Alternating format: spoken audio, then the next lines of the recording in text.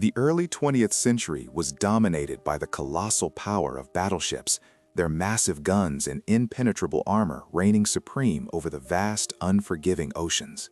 Yet a whisper of a new era was carried on the wind, the age of aviation. The airplane, a nascent, delicate invention, initially seemed insignificant, but its potential to irrevocably transform naval warfare was undeniable, a subtle yet profound challenge to the established order. Naval strategists, ever keen to gain an advantage, began experimenting, initially using ships to launch reconnaissance balloons and then seaplanes. A significant step was taken in 1913 when the Royal Navy ingeniously modified the light cruiser HMS Hermes. This pioneering vessel was equipped with custom ramps, spacious hangars, and powerful cranes, allowing it to operate seaplanes for vital intelligence gathering, a harbinger of things to come. However, these early operations were fraught with challenges.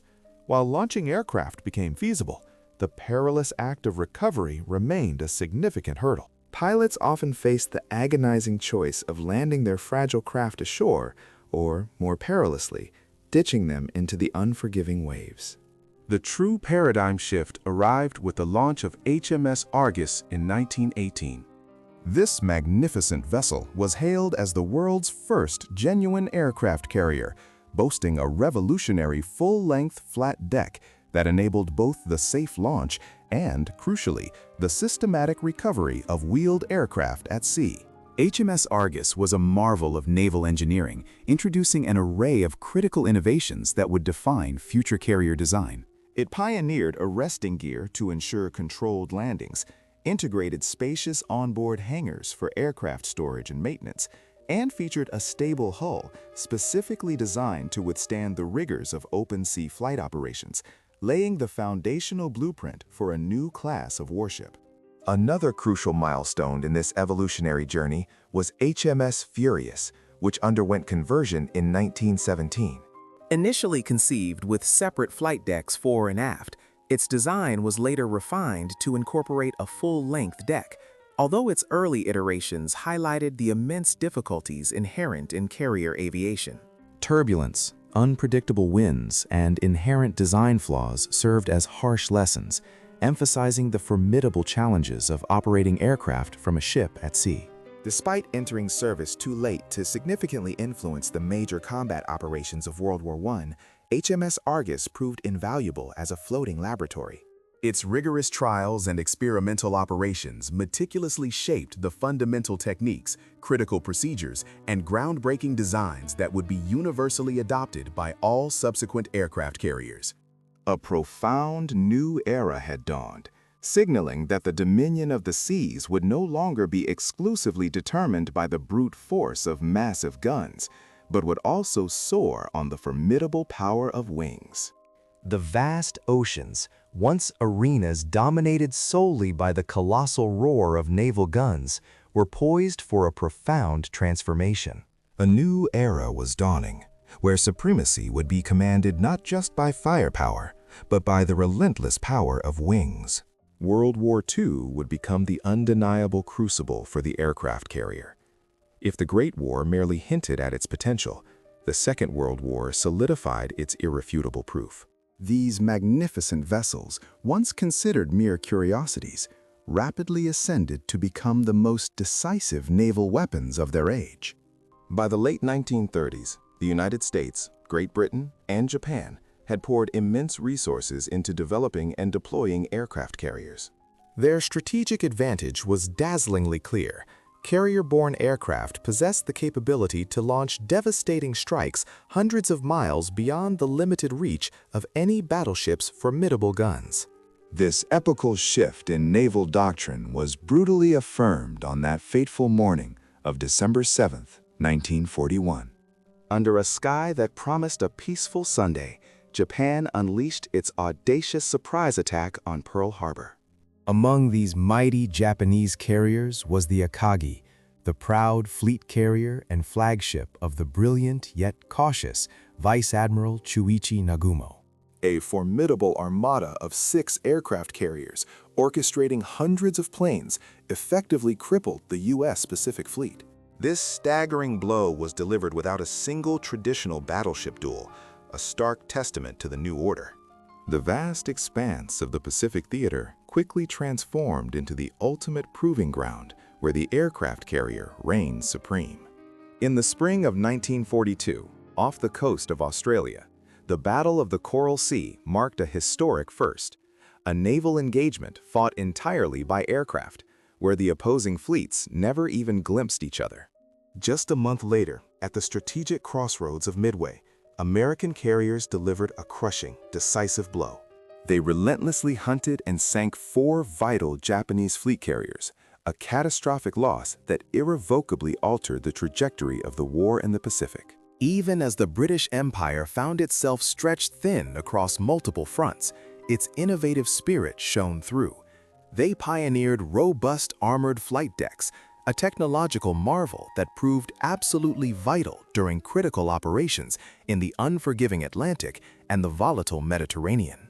Meanwhile, Japan, despite initially building powerful carriers like the Akagi and Kaga, found itself increasingly unable to replace its devastating losses as the long, brutal war relentlessly ground on.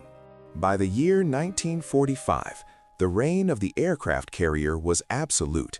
It had utterly eclipsed the battleship. The poignant fate of the mighty Yamato, the largest battleship ever conceived and built, perfectly encapsulated this irreversible change. This colossal leviathan was tragically dispatched, sunk by relentless waves of carrier-based aircraft, before she could ever unleash the devastating fury of her main guns in combat. The lesson echoed across the waves, clear and unequivocal. The future of naval warfare belonged unequivocally to these magnificent floating airfields, not to the once feared, but now outmoded, floating gun platforms. The relentless fires of World War II had unequivocally proven the aircraft carrier's indispensable role, cementing its dominance over traditional battleships. But this was merely the prelude. The escalating tensions of the Cold War would propel its evolution into something far grander, far more formidable, the supercarrier. Emerging from the global conflict in 1945, the United States possessed not only an unparalleled fleet of carriers, but also the formidable industrial might to engineer vessels of unprecedented scale and sophistication. The dawn of this new era was marked in 1955 with the majestic launch of the USS Forrestal, heralded as the world's very first true supercarrier. Her revolutionary design featured innovative angled flight decks, powerful steam catapults, and robust armored elevators, all meticulously engineered to gracefully handle the new generation of heavier, faster jet aircraft that would have overwhelmed her predecessors. This was swiftly followed by a monumental leap in propulsion technology. In 1961, the magnificent USS Enterprise proudly entered service, distinguishing herself as the world's inaugural nuclear-powered aircraft carrier. Her heart, a complex network of 8 mighty reactors, granted her virtually limitless range and unparalleled endurance, a paradigm shift that unequivocally set the gold standard for all future naval vessels. By the 1970s, the awe-inspiring Nimitz-class carriers had become the unequivocal backbone of American naval supremacy. These colossal leviathans, stretching over 1,000 feet in length and displacing more than 100,000 tons, were truly floating cities at sea, each majestically carrying a formidable air wing of approximately 80 sophisticated aircraft. Manning these maritime behemoths required a small town's worth of personnel, a dedicated crew of over 5,000 sailors and aviators, diligently working to project American power across every ocean and continent. In stark contrast to their World War II predecessors, whose primary focus was direct sea-on-sea combat, these Cold War supercarriers transcended their role as mere weapons. They evolved into potent instruments of strategic deterrence, powerful political symbols, and visible, unwavering reminders that the United States could, at a moment's notice, unleash overwhelming air power anywhere, at any given time, asserting its global presence. This epoch of the supercarrier irrevocably cemented the U.S. Navy's position as the undisputed dominant force on the world's oceans, a supremacy that steadfastly endures to this very day. Britain, once the cradle of carrier innovation, found itself at a crossroads after the devastation of World War II. The vast resources required for a powerful global fleet were no longer available to the Royal Navy, making it impossible to compete with the burgeoning supercarrier fleets of America. Yet, despite these challenges, the unwavering spirit of maritime aviation refused to be extinguished. In the 1950s, British ingenuity shone bright, pioneering groundbreaking advancements. Like the angled flight deck and the powerful steam catapult, innovations that would soon be embraced and adopted by navies across the globe, forever changing carrier operations. However, as the shadows of shrinking defense budgets lengthened, the Royal Navy had to make a pragmatic shift, moving towards the development of more compact yet highly efficient aircraft carriers. By the 1970s, this strategic pivot bore fruit with the introduction of the elegant Invincible-class ships. These vessels were meticulously designed, not for conventional jets, but primarily for helicopters, and, most revolutionary of all, the astonishing Harrier jump jet. This remarkable aircraft defied conventional wisdom, possessing the unique ability to take off from incredibly short runways, or even perform spectacular vertical takeoffs and landings. This groundbreaking capability allowed Britain to project significant air power from smaller, more agile carriers, adapting to its new reality. To further enhance the Harrier's capabilities and optimize takeoff efficiency, the Royal Navy developed another ingenious solution, the ski jump ramp. This deceptively simple yet highly effective innovation provided an upward thrust, significantly improving the Harrier's performance and payload capacity. It's a testament to British foresight that this very design feature continues to be utilized by modern carriers in numerous navies worldwide, decades later. The true test of these innovations, this daring gamble, came swiftly and decisively in the crucible of the Falklands War in 1982. Deployed to the distant, wind-swept South Atlantic, two of the new Invincible-class carriers, HMS Hermes and HMS Invincible, courageously projected British power an astounding 8,000 miles from their home shores. Despite being significantly outnumbered by Argentine forces, the agile Harriers, flown by brave naval pilots, soared into action, securing decisive air-to-air victories against their adversaries. This harrowing conflict unequivocally proved the immense strategic value and combat effectiveness of STOVL operations, short takeoff and vertical landing. While Britain's carriers may have been more modest in size compared to the colossal American giants, their innovative spirit left an indelible mark, fundamentally shaping global carrier design and doctrine for generations to come. Today, with the majestic Queen Elizabeth-class carriers, the Royal Navy has proudly returned to the era of large-deck carriers, once again asserting its formidable presence. These formidable new vessels now proudly operate the cutting-edge, stealthy F-35B Lightning II, a testament to continued innovation. Britain's journey demonstrated to the entire world that naval aviation's true strength lies not merely in sheer size, but in the brilliant adaptability and technological prowess that allows a nation to overcome limitations and define its own path to maritime supremacy. While the United States embarked on a path of constructing colossal supercarriers, platforms engineered for unparalleled global power projection across vast oceans, the Soviet Union charted a profoundly different course. Their naval architects envisioned a unique, hybrid class of warships, formidable vessels that daringly fused the aerial capabilities of a carrier with the raw, offensive might of a cruiser. This wasn't about dominating distant shores.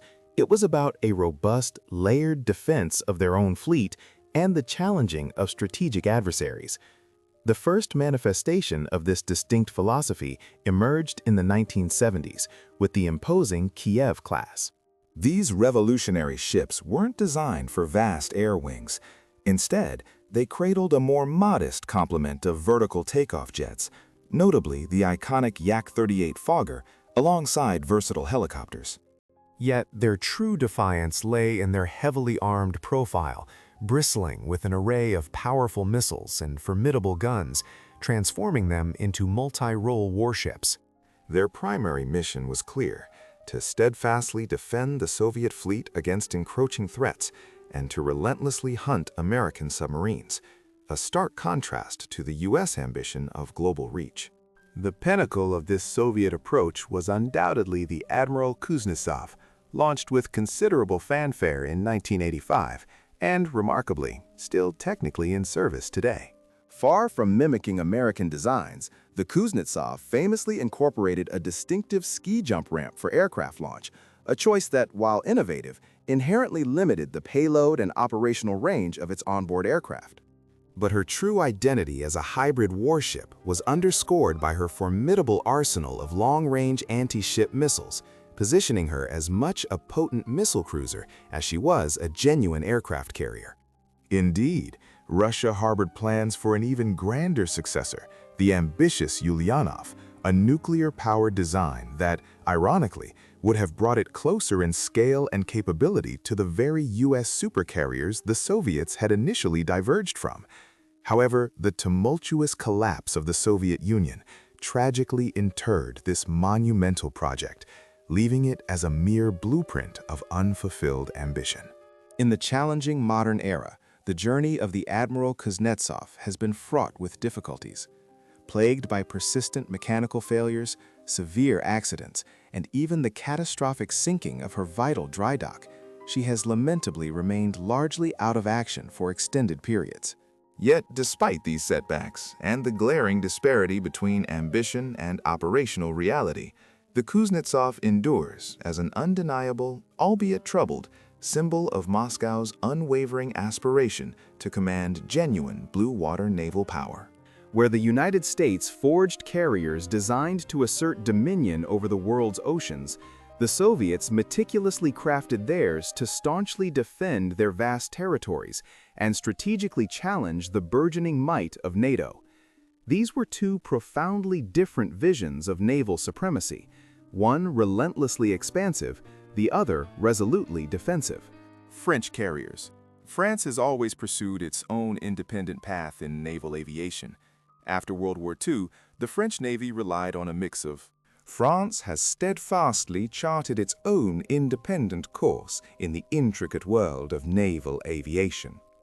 In the aftermath of the devastating Second World War, the proud French Navy initially relied upon a pragmatic mix of meticulously rebuilt American and British aircraft carriers to project its power across the seas.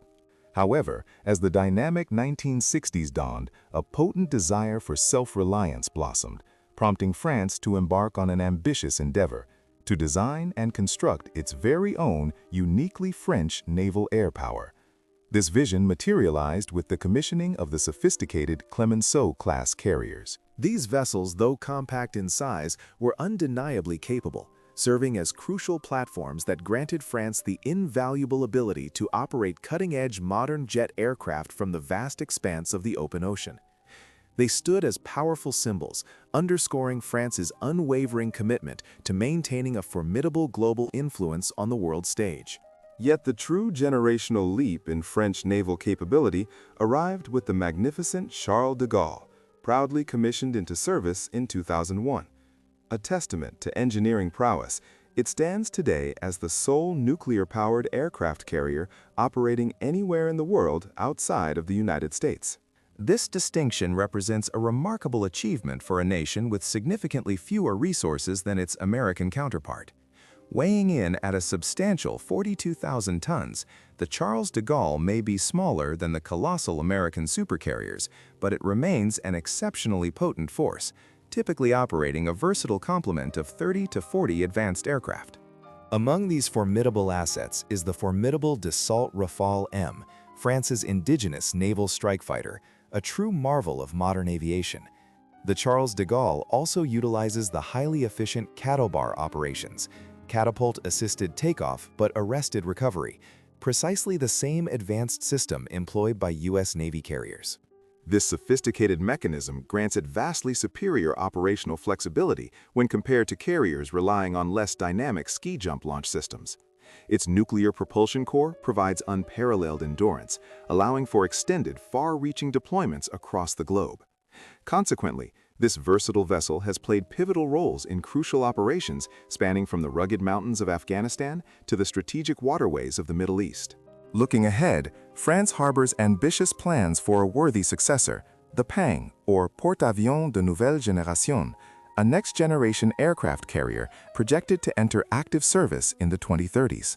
This future Leviathan will be even larger, similarly nuclear-powered, and meticulously designed to seamlessly integrate and operate the advanced sixth-generation aircraft of tomorrow. Its advent will unequivocally ensure France's continued position as Europe's premier carrier power, a beacon of strategic maritime strength. While French carriers may not rival the sheer numerical might of the United States fleet, they unequivocally project a clear and resonant message. France firmly intends to remain a significant, independent global military player, unburdened by exclusive reliance on NATO for its most crucial maritime capabilities. For countless decades, China, a vast continental power, possessed no true aircraft carriers, its naval reach limited. But as the 21st century dawned, a profound transformation began, propelling China into one of the world's fastest-growing carrier powers, a rapid ascent from obscurity to naval prominence. This ambition first took shape in the 1990s, when China acquired the unfinished Soviet carrier Varyak from Ukraine.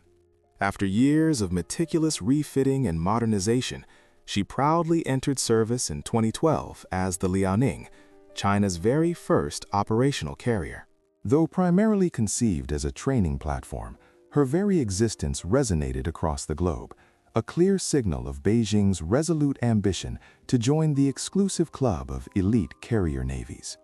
Building on this foundation, 2019 saw the launch of the Shandong, China's first domestically built carrier. Her role: to rigorously train new crews, to refine the complex intricacies of carrier operations, and to steadily expand China's burgeoning naval reach across the vital sea lanes. Yet, the true monumental breakthrough arrived in 2022 with the unveiling of the magnificent Type 003 Fujian. This colossal vessel introduces cutting-edge electromagnetic aircraft launch systems, or EMALS, a revolutionary technology previously found exclusively on the most advanced carriers of the U.S. Navy, specifically the Nimitz class and subsequent designs. With this advanced system, the Type 003 Fujian gains the unprecedented ability to launch a broader array of heavier aircraft, including crucial early warning planes and the stealth fighters of tomorrow, placing China remarkably closer to the formidable capabilities of American carrier strike groups. Strategically, China's expanding carrier fleet maintains a sharp, unwavering focus on the Western Pacific, asserting its presence particularly within the contentious waters of the South China Sea and the sensitive Taiwan Strait. Unlike the globally roving U.S. carrier fleets, China's carriers are meticulously crafted as regional power tools, meticulously designed to secure unwavering dominance within Asia. With the Type 003 Fujian poised for full operational service later this very decade, and even more formidable carriers already under construction, China is unequivocally shifting its identity from a historical continental power to a formidable true maritime force on the global stage. India, a nation long defined by its vast landmass, has undergone a profound transformation, rapidly shifting from a continental power to a true maritime force. Central to this audacious ambition are its aircraft carriers. India proudly stands as one of the elite nations globally, possessing the unique capability to design and construct its very own aircraft carriers, a rare and prestigious membership in the Global Carrier Club. This monumental journey into naval aviation began modestly in the vibrant 1960s. It was then that India acquired its first taste of carrier operations with the venerable INS Vikrant, a distinguished former British carrier, marking the dawn of its naval air wing. A generation later, in 1987, India further bolstered its growing fleet by commissioning the INS Virat, another stalwart ex-British carrier that would serve with distinction for nearly 3 decades. Both these pioneering vessels masterfully operated the formidable Harrier jump jets, those iconic short takeoff and vertical landing marvels, utilizing their distinctive ski jump ramps, a design philosophy reminiscent of Britain's own Invincible-class carriers. The most significant leap forward, however, arrived in 2013 with the formidable INS Vikramaditya. This vessel, a heavily modified Soviet Kiev-class carrier, was acquired from Russia and meticulously converted into a ski jump design, swiftly becoming India's proud flagship and the crucial training ground for its burgeoning generation of carrier pilots. Yet the pinnacle of India's maritime ambition was truly realized with the commissioning of the INS Vikrant IAC-1 in 2022. This magnificent vessel represents the zenith of indigenous capability, India's first fully designed and built aircraft carrier, a testament to national prowess. Weighing a colossal 45,000 tons, this leviathan of the seas is engineered to operate a potent air wing of up to 30 aircraft, including advanced MiG-29K fighters and versatile helicopters. Its construction marked India as the first Asian nation after China to design and build a carrier entirely on its own. Looking ahead, India strategically envisions its carriers as the pivotal instruments for projecting power and influence across the vast and vital Indian Ocean, an arena where it actively competes for strategic dominance with other global players, notably China. With ambitious plans for even larger, more advanced carriers on the horizon, India resolutely seeks to extend its reach and project its formidable power far beyond its immediate shores.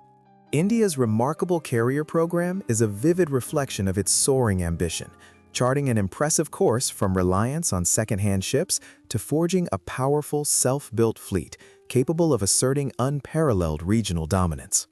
The dawn of a new geopolitical era was heralded by covert interventions like Operation Ajax, a pivotal moment that reshaped the global energy landscape.